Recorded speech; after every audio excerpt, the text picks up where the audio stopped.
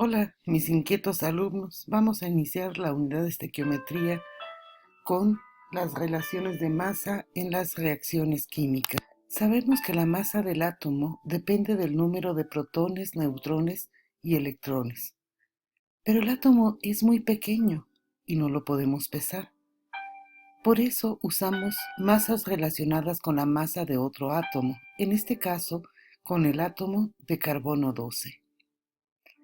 La masa atómica que vemos en la tabla periódica, que identificamos también como peso atómico, es la masa de un átomo en unidades de masa atómica, es decir, UMA.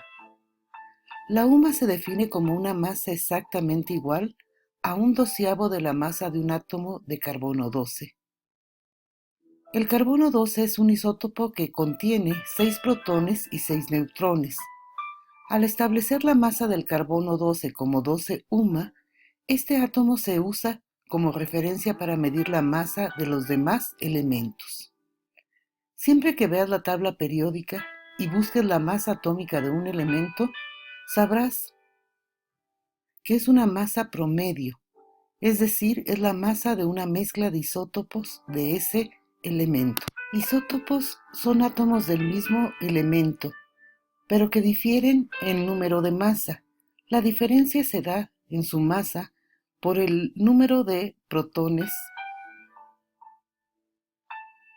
y la diferencia en el número de neutrones en su núcleo.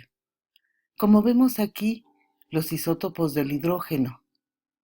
El hidrógeno ligero llamado protio, que tiene número de masa 1 porque únicamente tiene un protón. Hidrógeno pesado, que se conoce como deuterio, que tiene número de masa 2.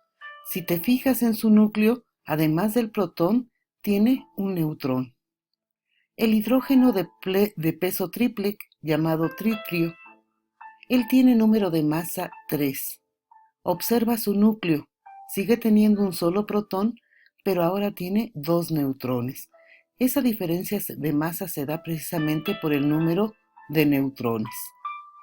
Abajo vemos isótopos del carbono, carbono 12, carbono 13 y carbono 14.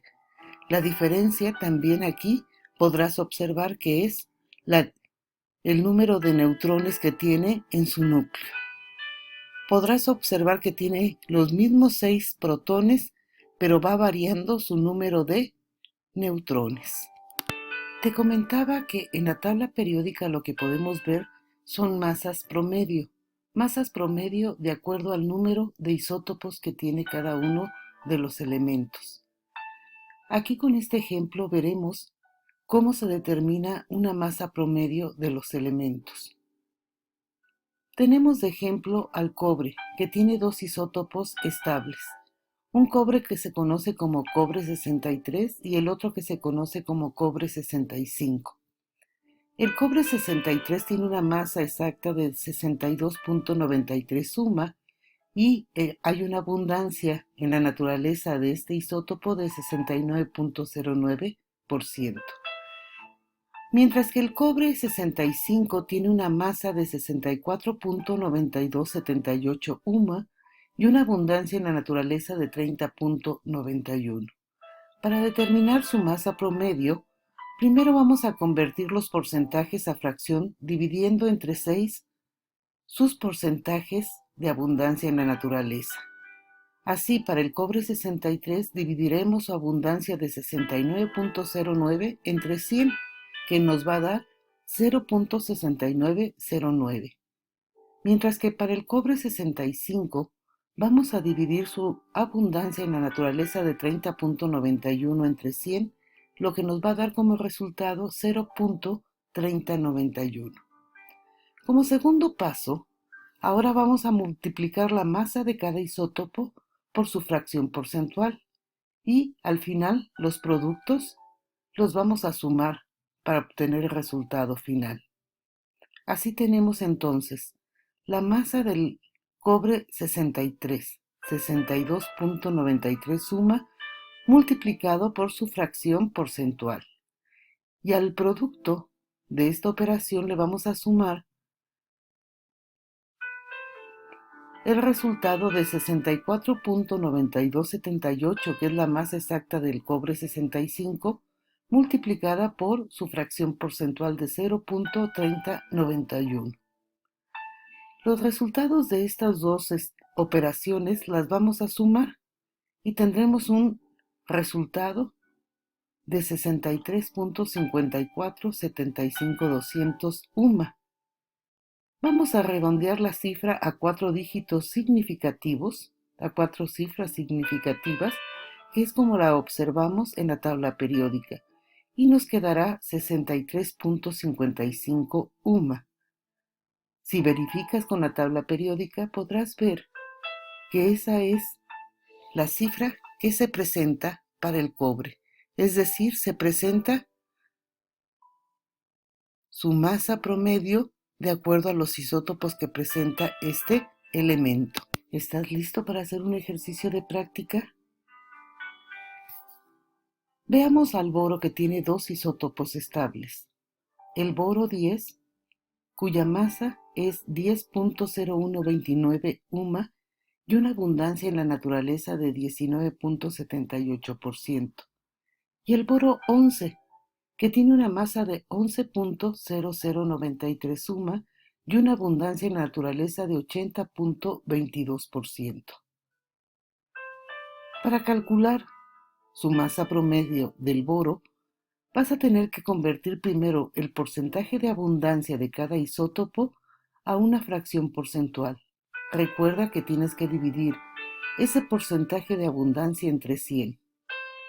Posteriormente, vas a multiplicar esa fracción porcentual por la masa exacta, primero del boro 10 y después la fracción porcentual del otro isótopo, boro 11, con su masa exacta.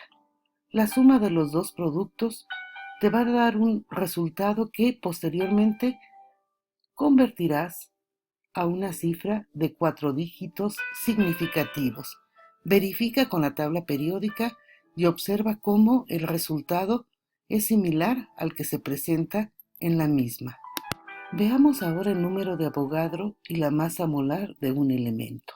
Ya habíamos comentado que los átomos son muy pequeños. Por eso en química usamos unidades específicas para trabajar con esas partículas tan pequeñas que son los átomos. La idea de unidad para describir una cantidad es algo que utilizamos en la vida diaria. Usamos términos de un par para referirnos a dos piezas. Usamos el término de una docena para hablar de 12 piezas. Hablamos en término de un ciento para hablar de 100 piezas, o bien una gruesa que corresponde a 144 piezas. En química también tenemos una unidad específica para hablar de número de átomos. En el sistema internacional, el mol es la cantidad de una sustancia que contiene tantas entidades, ya sean átomos, moléculas u otras partículas, como átomos hay exactamente en 12 gramos del isótopo de carbono 12, es decir, 6.022.1367 por 10 a la 23 átomos de carbono. A este número se le denomina número de Avogadro y lo vamos a representar con una N mayúscula y una A mayúscula como subíndice. Y este número se redondea como 6.022 por 10 a la 23. Este es el número de Avogadro. Entonces tenemos que una mol de átomos de carbono 12 tiene una masa de 12 gramos y contiene 6.022 por 10 a la 23 átomos de carbono. La masa atómica de un elemento expresada en gramos se le llama masa molar y la representamos con una M mayúscula. Así tenemos entonces que la masa atómica de carbono es de 12.01 UMA y su masa molar es 12.01 gramos. Vayamos entendiendo los términos mol y masa molar en los siguientes ejemplos. Una mol de carbono tiene 6.022 por 10 a la 23 átomos de carbono y su masa corresponde a 12.01 gramos de carbono. Una mol de aluminio tiene 6.022 por 10 a la 23 átomos de aluminio y esa cantidad de átomos están en 26.98 gramos de aluminio. Una mol de hierro también contiene 6.022 por 10 a la 23 átomos, en este caso de hierro, y corresponde a 55.85 gramos de hierro. Mientras que una mol de plomo contiene 6.022 por 10 a la 23 átomos de plomo, pero su masa equivale a 207.2 gramos de plomo.